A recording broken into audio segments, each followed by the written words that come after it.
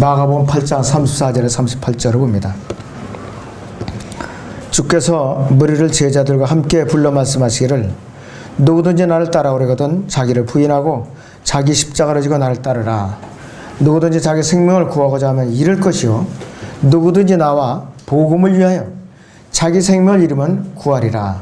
사람이 온 세상을 얻고도 자신의 혼을 잃는다면 무슨 유익이 있겠느냐. 또 사람이 자기 혼을 무엇과 바꾸겠느냐. 그러므로 누구든지 이 음란하고 죄 많은 세대에서 나와 내 말들을 부끄럽게 여기면 인자도 거룩한 천사들과 함께 자기 아버지의 영광으로 올 때 그 사람을 부끄럽게 여길 것이라고 하시더라 그랬습니다. 오전에 주제는 참된 제자의 길입니다. 참된 제자의 길입니다.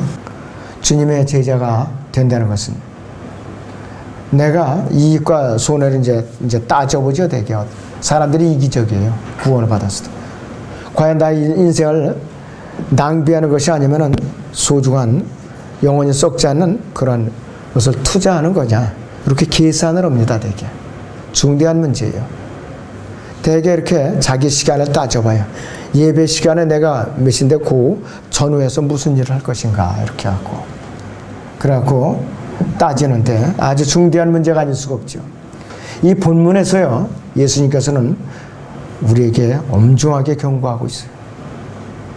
예수님께서 일단 우리의 삶을 헛되이 살면 다시는 돌이킬 수 없다고 경고하시는데 그분의 제자들, 그분을 하나님의 아들로 고백한 제자들에게 경고하고 있어요. 그분의 제자들에게 이미. 언제 경고하셨느냐? 벌써 AD 33년경, 33년경에 벌써 경고하신 일이에요. 예수님께서는 어떻게 하면 구원을 받아서 셋째 하늘에 들어가는가, 낙원에 들어가는가, 이것을 말씀하는 것이 아니라 어떻게 하면 이 땅에서 예수님을 끝까지 부인하지 않고 그분의 고난에 동참하면서 믿음을 지켜낼 것인가, 이것을 가르치고 있는 것이에요. 바로 지금 이 본문이. 목숨을 잃는다는 것은 인생을 낭비하는 것, 우리 자신의 삶을 중요한 것으로만 만들기 위해서 하나님께 주시는 큰 기회들을 이제 놓친다는 것과 같은 의미인데, 내가 목숨을 잃는다. 이거 헛일이지. 그런데 아니라겠어요. 주님의 입장에서는 내가 목숨을 잃는다는 것은 뭐냐? 주님을 위해서 내가 바로 모든 것을 다 바친다는 소리를 하겠어요.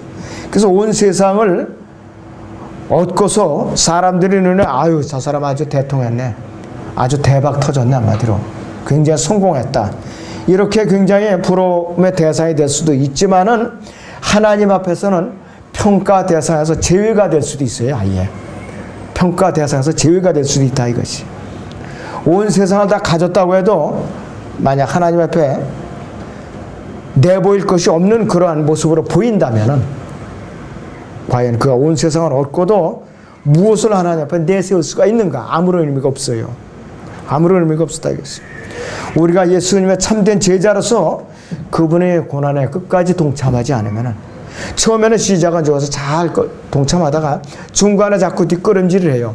처음에는 이래서 100명이 출발했다가 처음에는 한 서너 명씩, 그 다음에 한 10명씩, 나중에는 한 3분의 1로, 그 다음에는 한 10분의 1도 안 돼. 나중에는 극소수 몇 명.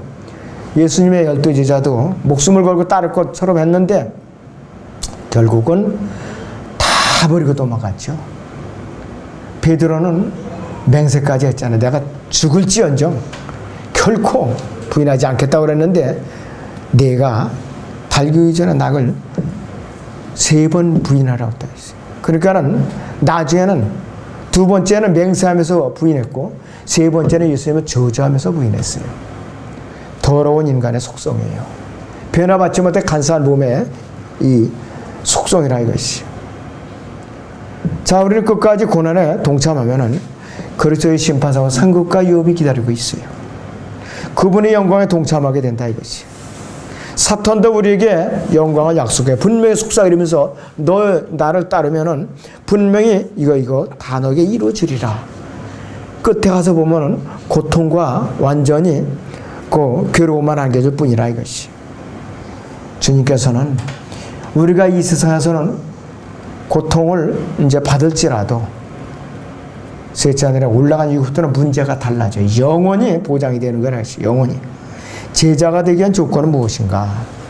제자가 된 조건은 무엇이에요? 34절에서요. 35절을 보세요. 주께서 무리를 제자들과 함께 불러 말씀하시기를 그랬어요. 누구든지 나를 따라오려거든 자기를 부인하고 자기 십자가를 가지고 나를 따르라. 누구든지 자기 생명을 얻고자 하면 잃을 것이요 누구든지 나와 복음을 위하여 자기 생명을 잃으면 구하리라 그랬습니다. 여기는 제자들뿐만 아니라 무리가 같이 있는 것을 알 수 있어요. 다른 회중들이. 그래서 무리에게도 같이 일러주고 있다 이것이에요. 진정한 제자에게는 지불해야 할 분명한 대가가 있다는 것을 가르쳐주고 있는 것이에요. 그래서 대부분의 사람들이 구원을 받는 것까지는 그 안에 들어왔는데 그 다음부터는 참된 제자가 되기 위한 대가를 치르는 데는 벌써 이속 관계를 따져요. 그때부터는. 왜? 내가 당장은 손해거든요. 먹고 살기 바쁜데 또 이걸 하면은 내가 참 시간을 단데 쓰기가 어려운데 이러면서 이제 계산을 하게 돼 있어요. 대부분이 그렇다 이것이에요. 예수님께서는 참된 제자가 되기 위한 세 가지 조건을 본문에서 제시하고 있는데요. 34절을 보시오. 자기를 부인하고 자기 십자가를 지고 나를 따르라 그랬어요. 자기를 부인하고 자기 십자가를 지고 나를 따르라 그랬어요. 이건 뭐냐? 쉬운 말로 말하면 자신을 철저히 예수님께 굴복시키라 이 말이에요. 그 다음에 예수님의 고난과 죽음의 끝까지 동참하라는 말이고 주님께서 어느 곳으로 이끄시든지 끝까지 순종하면서 따르라 이것이에요. 우리 자신만 위해서 살거나 또 우리가 이속관계로 따지면서 산다면 우리 자신을 잃어버려요. 주님의 목적과 복음을 위해 스스로 버린다면 우리 자신을 결국은 다 다시 찾아요. 되찾게 된다 이것이에요. 자기를 부인한다는 것은 자기 몸의 고통을 이겨내는 일종의 극기 훈련과 같은 것이 아니라 어떤 사람은 꼭 몸을 갖다가 괴롭혀가지고서 극기 훈련과 같이 착각을 하고 있는 사람들이 있어요. 그거는 오리겐과 같은 사람이에요. 그거는 어리석은 사람이라 이것입니다. 어떤 선한 목적을 위해서 좋아하는 일이나 행동을 포기함으로써 자기가 아주 극기를 잘 신천함으로써 내가 이제 나를 부인하는가 보다 이렇게 오해를 하고 있어요. 이건 어리석은 사람이에요. 자기 몸만 상할 뿐이라 이것이요. 어떤 사람은 40일 금식 기도를 하면서 내가 이제 잘 참아냈다. 그때는 어떤 사람은 어느 교회 가다 보니까 연속 1000시간 기도 해가지고서 현수막을 크게 붙인 교회가 있어요. 나쁘지는 않아요. 기도에 동참하는 건데 연속 아니야 1000시간이 아니라 1000일 연속 이제 기도해가지고서 큰 현수막을 붙여놨더라고요. 한편으로는 참 대단하다. 1000일 연속 기도 끊이지 않고. 그러나 그것이 거듭나지 않은 상태에서는 의미가 없고 또 내가 육신적인 목적을 위해서 면피하기 위해서 내가 밑보이지 않기 위해서 빠지지 않기 위해서 억지로 한다면 의미가 없죠. 그 기도가 의미가 없다 이것이에요. 우리는 어떤 선한 목적을 위해서 좋아하는 일이나 행동을 포기함으로써 그러한 일을 한다면 아무 의미가 없다 이것이에요.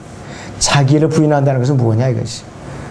자신을 예수님께 복종시키고 그분의 뜻에 순종하는 것이 바로 자기를 부인하는 것이에요. 말씀대로 따라서 하는 거라 이것이에요. 단호한 헌신과 순종의 뒤에는 날마다 자기를 부인하고 자기 십자가를 지고 그분을 따름으로써 자신을 죽이는 삶이 따르는 것이에요. 그것이 바로 자기를 부인하는 것이라 이것이에요. 인간적인 관점에서 이것은 자신을 잃어버리는 거죠. 시간을 잃어버리는 거라 이것이요. 당장은 눈에 보이는 손해가 물질적으로 보인다 이것이. 하나님의 관점에서 볼 때는 영혼에 가서는 모조리 다 되돌려받는 것이요. 수십 배, 수백 배 이상 돌려받을 수가 있다 이것이. 우리는 그래서 나를 되찾는 훈련을 지금 쌓고 있는 거예요. 여러분을 되찾는 훈련을 지금 쌓고 있는 것이에요. 그것을 여러분들이 잊어버리면 안 됩니다. 우리가 예수 그리스도를 위해서 살 때는 점점 더 그분과 일체되는 삶을 살 수 있는 훈련을 쌓고 있는 거라 이것이에요. 그래서 우리는 주님께서 독특한 백성이라고 그랬어요. 독특한 백성. 그래서 우리는 자신을 잃어버리는 것은 결과적으로 영혼에 가서는 나를 갖다가 되찾는 행위라 이것이. 헌신의 행위며 순종의 행위라 이것이. 개인적인 경건은 이기적이 될 수가 있어요. 그러나 주님을 위해서 내가 나 자신을 포기하는 것은 주님을 위해서 목숨을 잃을 수가 있고 그래도 내가 순종할 수가 있다 이거죠. 그리고 그분을 위해서 산다는 것은 다른 사람을 위해서도 내가 살 수 있다는 말이에요. 바로 주님을 위해서 살 수 있다는 것은. 그렇기 때문에 나와 복음을 위하여 이 말씀을 한번 주목해서 보세요. 본문 35절을 보세요. 누구든지 자기 생명을 구하고자 하면 잃을 것이요 누구든지 나와 복음을 위하여 자기 생명을 잃으면 구하리라 그랬어요. 나와 예수 그리스도를 위하여 그리고 복음을 위하여 그랬어요. 나를 위하여 예수님을 위하여 산다면 이기적인 종교적인 분리주의자로 지킬 수가 있어요. 그런데 거기다 복음을 위하여 이 말씀과 조화를 이뤄서 살 때에 그분을 위해서 살 뿐만 아니라 다른 사람을 위해서도 살 수 있다는 결론이 나와요. 나와 복음을 위하여 반드시 균형은 이루어야 돼요. 자, 사람의 혼은 온 세상보다 아주 소중하죠. 온 세상보다 아주 소중해요. 자, 마가복음 그 본문에 36절 37절을 보세요. 사람이 온 세상을 얻고도 자신의 혼을 잃는다면 무슨 유익이 있겠느냐 그랬습니다. 또 사람이 자기 혼을 무엇과 바꾸겠느냐 그랬습니다. 여러분들 자기 혼을 돈 주고 사고 팔 수 있다면 자기가 자기 혼을 돈 주고 사고 팔 수 있다면은 그 사람은 하나님이나 동격이에요. 불가능해요. 우리는 적그리스도를 사고 팔 수 있어요. 마지막 때에 사람의 이 666표로 사람한테 붙여가지고 사고 팔 수 있어요. 왜? 사람의 혼을 조작할 수 있거든. 그런데 지금 불가능하다 이것이. 마태복음 16장을 보죠. 우리 마태복음 16장 24절에서 26절을 보겠습니다.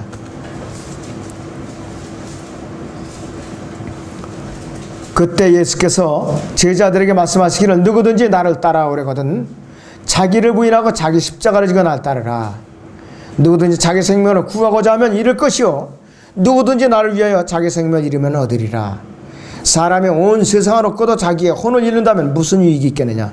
또 사람이 자기 혼을 무엇과 바꾸겠느냐 그랬습니다. 사람의 혼은 온 세상보다 소중하다고 그랬죠. 이 세상에 어떤 것과도 바꿀 수 있는 것이 없다면 단 하나밖에 없는 자신의 혼이에요. 혼은 목숨이라 이것이요. 자신의 목숨보다 더 중요한 것이 없어요. 인간의 가장 큰 약점은 미래를 모른다는 사실인데 자기가 죽으면 어디로 갈지 모르는 것이 인간이라 이것이. 다른 사람의 영혼을 어떻게 보장할 수가 있겠는가 이것이. 하나님만이 인간의 생명을 책임질 수 있는 분이고 보장해 줄 수 있는 유일한 분이세요. 주님께서는 누구든지 내 말을 지키면 결코 죽음을 보지 아니라고 우리에게 약속을 하신 분이에요. 요한복음 8장 51절인 대로.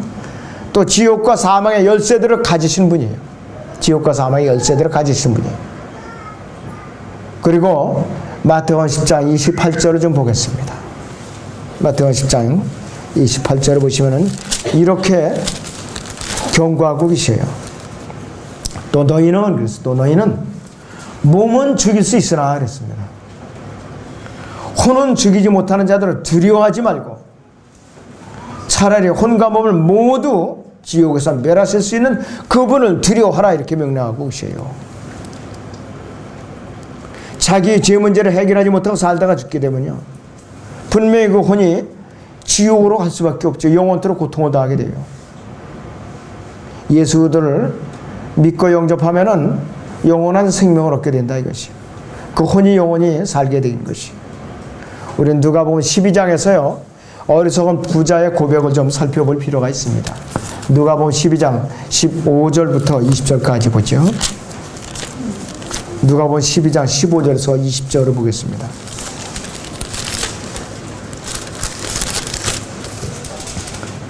또 그들에게 말씀하시기를 그랬습니다. 주의하고 탐심을 조심하라. 이는 사람의 생명에 자기가 소유한 것이 풍부함에 있지 않음이라고 하시고, 사람의 생명에 자기가 소유한 것이 풍부함에 있지 않다고 말씀하고 있어요. 한 가지 비유로 그들에게 말씀하시기를, 어떤 부자의 땅에 수확을 많이 내는지라 그가 속으로 생각하여 말하기를, 내 곡식을 쌓아둘 곳이 없으니 내가 어떻게 할까 하고 말하길, 내가 이렇게 하리라. 내 창고를 헐고 더 큰 곳으로 지어서 거기에 나의 모든 곡물과 물건들을 쌓아두리라. 그리고 나서 내 혼에게 말하기를, 내 혼아, 네가 여러 해 동안 쓸 물건들을 많이 쌓아두었으니 편히 쉬고 먹고 마시고 즐거워하리라 하였느니라 하니라. 그러나 하나님께서 그에게 말씀하시기를, 너 어리석은 자야, 오늘 밤 네 혼을 내게서 앗아가리니 그러면 네가 장만한 그것들이 누구의 것이 되겠느냐 하시니라. 이렇게 말씀을 하고 있어요. 그날 밤 그 부자는 지옥으로 간 것이에요. 지옥으로. 그러니까는 이 부자의 많은 소유물이 누구의 것이 됐겠냐. 물론 자기 자식들이 가졌겠지만은 종들은 속으로 아마 욕을 퍼부으면서 잘 죽었다, 아마 속으로 기뻐했을 거예요. 그렇게 인색하고 그렇게 인정머리 없이 사람들을 들들 볶고 혹사시키더니 참 잘 죽었다, 속이 다 후련하다, 이렇게 하고 아마 죽은 것을 기뻐하고 아주 후련하다고 했을지도 모른다 이것이에요. 있을 때 종들에게 좀 베풀고 배를 굴리지 않고 일을 좀 시켰으면 얼마나 좋았을까. 하나님을 두려워했으면 얼마나 좋았을까. 참 아쉽죠. 남의 일이 아닙니다 이것이. 혼은 소멸되지 않고 영원히 살게 돼 있죠. 육신의 생명이 끝난 뒤에 이 혼이 어디서 영혼을 보내는가를 알고 대비하는 삶이 가장 현명한 삶이라 이것이. 싫든 좋든요, 이 영혼의 문제를 해결하지 않으면은 둘 중에 하나예요. 우리 영혼은 지옥으로 가든가 셋째 하늘로 가든가 둘 중에 하나라 이것이. 그리스도인의 혼과 관련된 불순종의 죄들이 한 7가지가 있더라고요. 7가지가. 그런데 그리스도인의 대표적인 불순종의 죄가 모두 혼을 이겨오는 것과 관련이 있어요. 혼을 이겨오는 것과. 첫째는 하나님의 계명에 대한 불순종의 죄인데요. 혼을 이겨오는 것, 복음을 전해서 혼을 이겨오는 게을리하는 건 하나님의 계명에 불순종하는 죄를 범하는 것이요. 예수 그리스도를 증거하는 것은 하나님의 계명에 순종하는 것이고, 혼을 이겨오는 것은 주님을 증거하는 것의 핵심이라고 그랬어요.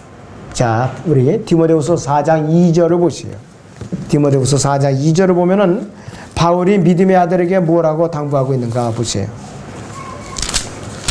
디모데후서 4장 2절을 보겠습니다.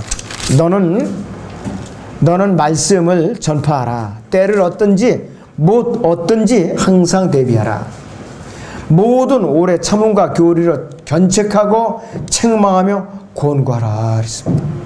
때를 얻든지 못 얻든지 항상 전하라 이것이에요. 과연 우리가 그렇게 생활하고 있는 것이에요. 하나님의 계명을 순종하려고 마음을 굳히면은요, 주님을 증거하지 않고는 견딜 수 없어요. 뭔가 내가 편지로든지 말로 직접 만나서든지 전화로든지, 그 다음에 요즘 여러분들 가장 유용한 거 있잖아요. 스마트폰, 카카오톡, 그런 거 좀 활용하세요. 그런 거 좀 듣든지 아니 듣든지, 거부하든지 받아들이지, 그것은 일단 내가 전하면 그 사람 책임이에요. 근데 그거조차도 아깝죠. 다른 농담, 잡담은 시끄러면서 단 성경 한 구절 거기다가 안 집어넣어요. 안 집어넣어. 일주일 내내 안 집어넣어요. 얼마나 좋은 도구냐 이것이.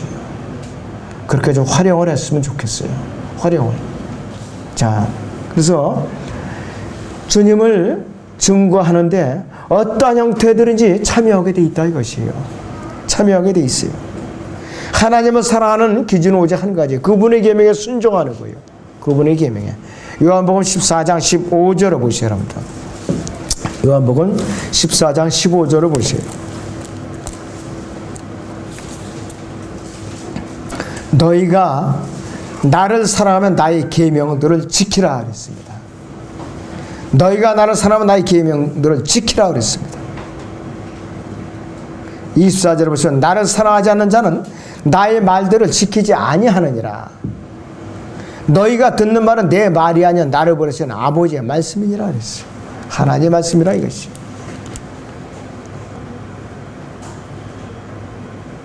그리스도인이 불순종한 혼과 관련된 불순종의 두 번째 죄가 있는데 사랑이야. 예수님에 대한 사랑의 결핍이에요. 주님께로 한 사람의 혼을 인도해 오는 것은 주님을 사랑하는 증거예요. 주님에 대한 사랑이 결핍되어 있다면은 주님을 증거할 수도 없고 한 사람의 혼도 이겨올 수가 없어요. 주님과 나와 관계없는 삶을 살고 있기 때문에 그것이 열매를 맺을 수가 없는 것이에요. 불가능하다 이것이에요. 자, 여러분들 고린도후서 5장 14절 보세요. 주님께서 우리의 마음을 어떻게 채찍질을 하고 계시는가 한번 보세요. 고린도후서 5장 14절을 보겠습니다. 그리스도의 사랑이 우리를 강권하시느니라. 이는 한 사람이 모든 사람을 위하여 죽으면 모든 사람이 죽은 것이라 우리가 판단하기 때문이라 그랬습니다. 그리스도의 사랑이 우리를 지금도 강권하고 있어요. 지금도. 그리스도의 혼과 관련된 불순종의 세 번째 죄는 예수 그리스도를 따르지 않는 죄라고 그랬어요. 예수 그리스도를 따르지 않는 죄. 주님께서는 마태복음 4장 19절에서 베드로 안드레에게 나를 따라오라 내가 너희로 사람들을 낚는 어부가 되게 하리라고 명령하셨어요. 만약에 그때 그들이 주님을 따라가지 않았다면 죄인들로 취급받는 것이죠. 제자가 되지 못했다 이것이죠. 주님을 따르는 목적은 구원받지 못한 사람들의 혼을 낳기 위해서일 뿐이 아니라 그분의 명령에 순종하기 위해서 제자가 되기 위한 것이에요. 그리스도인이 이 일에 소홀히 하는 것은 주님을 따르지 않는다는 뜻이라 이것이. 주님의 제자들은 즉시 그분의 부르심에 따랐어요. 모든 것을 다 접어두고 따랐어요. 세무서 창고에 앉아있던 그때 세리마태 참 그때 세무서 직원이면요 수입이 아마 짭짤했어요. 그 당시에 왜? 이 로마 정부의 세금을 거두면서 자기도 또 채우거든요. 그 당시에 세리는. 그래서 죄인으로 여겼어요. 하여튼 증오의 대상이고. 그런데 그 좋은 일자리를 다 팽개치고 주님을 따랐어요. 마태가. 그럴 때는 만약에 제자가 될 수가 있었던 것이에요. 자, 그리고 그리스도인의 혼과 관련된 네 번째 죄는 예수 그리스도 안에 거하지 않는 죄가 있어요. 예수 그리스도 안에 거한다는 것은 영 안에서 성령 안에서 그분과 교제를 유지하면서 살고 있다는 의미예요. 유지하면서. 그렇기 때문에 예수 그리스도 안에서 산다는 것은 요한복음 15장에서 주님께 말씀하신 것처럼 그분 안에 거한다는 것은 그분 안에서 많은 열매를 맺는 생활을 하고 있다는 것이에요. 그렇기 때문에 우리가 그분께서 명령하신 대로 때를 얻든지 못 얻든지 주님을 증거하지 않는다면은 열매가 나올 수가 없어요. 열매가 나올 수가 없다 이것이에요. 자기 혼조차 메말라 가지고서 매일같이 그냥 근근히 살기에도 바쁜 거예요. 자기 혼자. 분명히 세 끼 밥은 먹었는데도 뭔가 이렇게 혼이 곤고하게 짝이 없어요. 괜히 우울하고 마음이 그냥 짜증이 나고 기쁨이 없고 그런 사람은 뭐냐? 주님을 어떻게 해서 증거하질 않아요. 할 일 없이 낮에는 아침에 늦잠을 자요. 특히 주말에 직장에 출근했다 와가지고서 야 이제 모처럼 시간 난다 해서 늦잠을 잔다 이것이요. 평상시에 기도 시간이 없다면 주말이라도 좀 기도 시간을 가져야 되죠. 아주 작정하고 늦잠을 잔다 이것이에요. 그것이 반복해서 계속 몸에 굳어지니까 기도 시간도 없고 주님을 증거할 시간도 없지요. 기계적인 생활로 일관하고 있는 거예요. 기계적인 생활로. 누가 나를 위로해 주기만 바란다면은 서로 그런 마음을 가졌다면은 나중에는 파산하는 거예요. 영적으로 서로. 교회 안에서 이런 마음을 동시에 가졌다면은 그 교회는 파산하고 마는 것이에요. 자, 그리스도인의 혼과 관련된 다섯 번째 죄가 있어요. 주님의 위임 명령에 게을리하는 죄예요. 우리에게 위대한 복음을 위임했죠. 거기 마태복음 28장을 보십니다. 마태복음 28장 맨 끝에 19절에서 20절을 보죠. 그러므로 너희는 가서 모든 민족들을 가르치고 아버지와 아들과 성령의 이름으로 침례를 주며 그랬어. 내가 너에게 명령한 모든 것을 가르쳐 지키게 하라. 보라, 내가 세상 끝까지 너희와 항상 함께 있으라고 하시더라. 아멘. 그랬어요. 수요 기도회 때는 제가 이 말씀은 이제 교리적으로 가르쳐줘요. 이거 대환란 때 해당되는 교리고, 대환란 때. 그렇잖아요. 교회 시대에 우리에게 동시에 주신 명령이다, 이것이.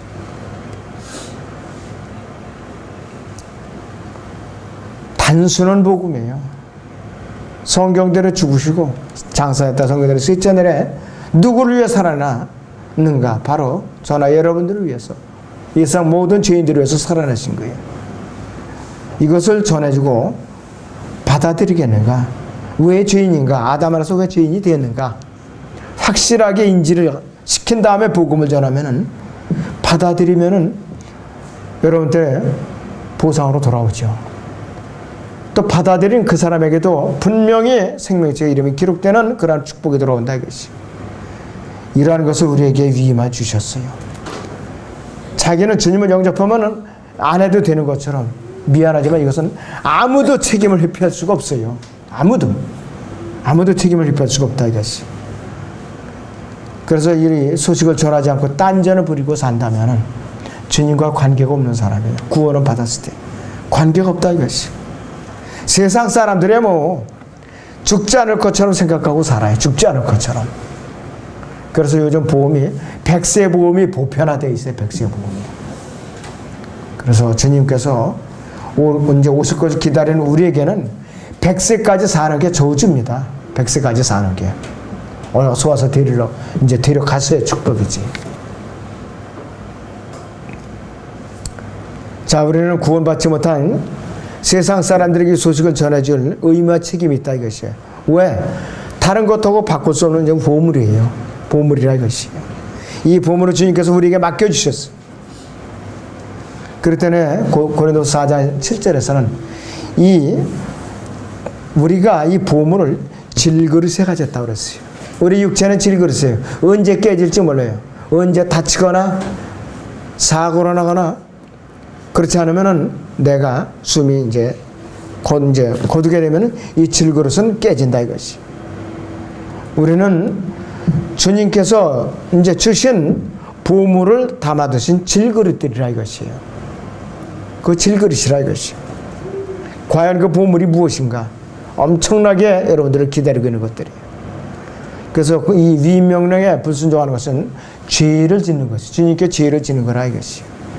그 다음에 더 심하게 표현하자면은, 주님을 증거하지 않는 것, 우리 혼이 주님을 증거하지 않는 것은 영적인 살인행위라고 그렇게 규정하고 있습니다. 자, 사도 바울이 어떻게 표현했는가? 사도행전 20장을 보겠습니다.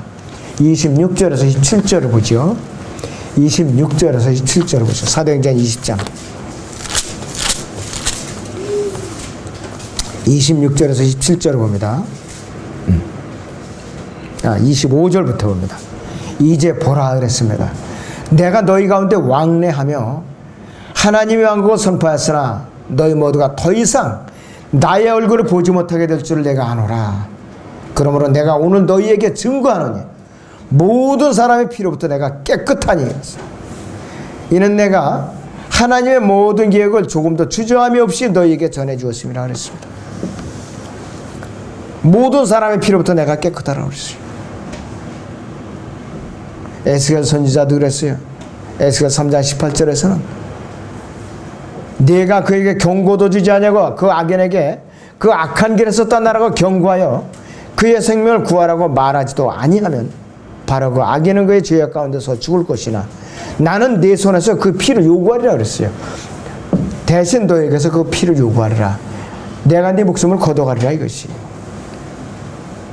그래서 이 복음을 죄인들에게 전달하지 않는 행위는 영적 살인의 행위라 그랬습니다.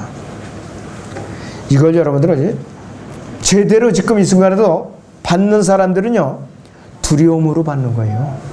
그냥 듣고 끝났다. 이제 오전 예배 끝났다.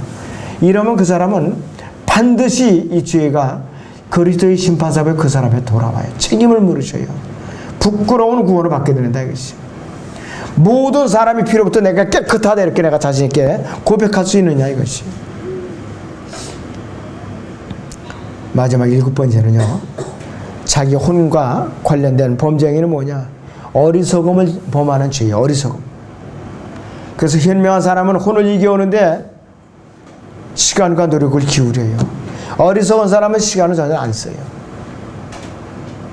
성경적으로 현명한 사람은 정의를 어떻게 내리냐. 잠언 11장에 30절 여러분 다 아는 구절입니다. 의로운 자의 열매는 생명의 나무니 이랬어요. 혼돈을 이겨오는 자는 현명하니라 그랬어요. 혼돈을 이겨오는 자 현명하다 그랬어요. 다른 게 현명한 사람이 아니라 혼돈을 이겨오는 자가 현명하니라 그랬어요. 일을 처리하는데 똑똑해서 뭐 약삭받아서 현명한 것이 아니라 혼돈을 주님께로 인도해 와서 잘 양육시키고 있는 사람이 현명한 자라 이것이요. 성경적인 정의는 바로 그거라 이것이.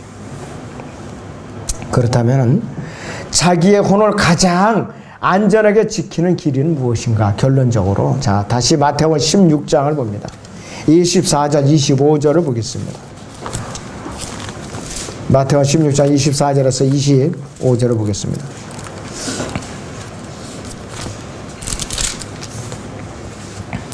그때 예수께서 제자들에게 말씀하시기를 누구든지 나를 따라오려거든 자기를 부인하고 자기 십자가를 지고 나를 따르라.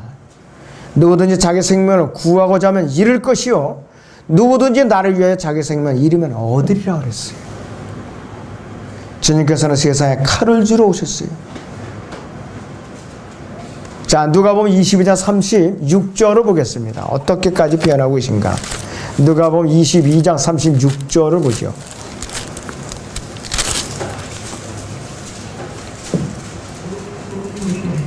그때 주께서 그들에게 말씀하시기를 그러나 이제는 돈 지갑이 있는 사람은 가질 것이요 식량 주머니도 마찬가지요 또 칼이 없는 사람은 자기의 겉옷을 팔아서라도 살찌니라 그랬습니다.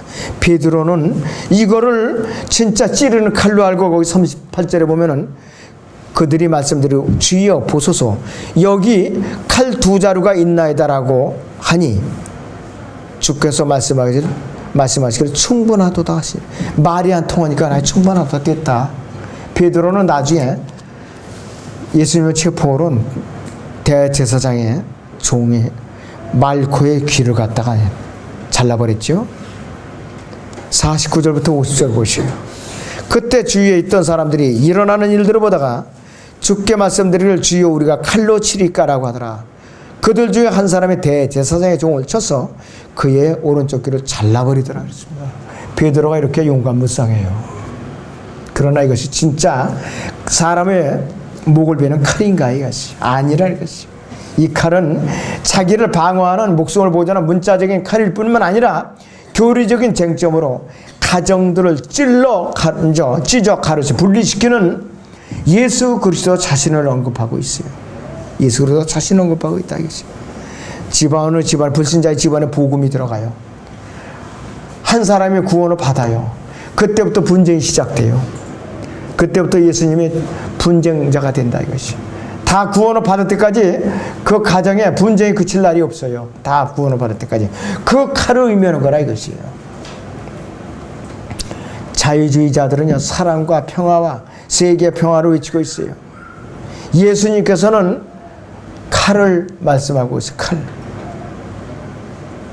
평화라는 것은 예수님의 초림 때의 사역이 아니죠. 적그리스도의 마지막 때 적그리스도의 표어예요. 적그리스도. 국제연명 출발했을 때, 국제연합 출발했을 때 이제 세계 평화가 진짜 도래했다 그렇게 선언을 했는데 국제연합이 1945년에 창설됐어요. 그리고 나서는 이제 일본이 패망했어요.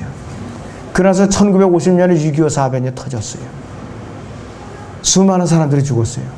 지금은 더 많은 사람들이 죽고 더 많은 전쟁이 일어나고 있다 이것이. 예수님께서 소림했을 때는요 화평케 하는 자가 아니라 혼란케 하는 자로 오셨다 이것이. 앞으로 재림 때에 화평케 하는 자로 오시는데 그것도 단서가 있어요.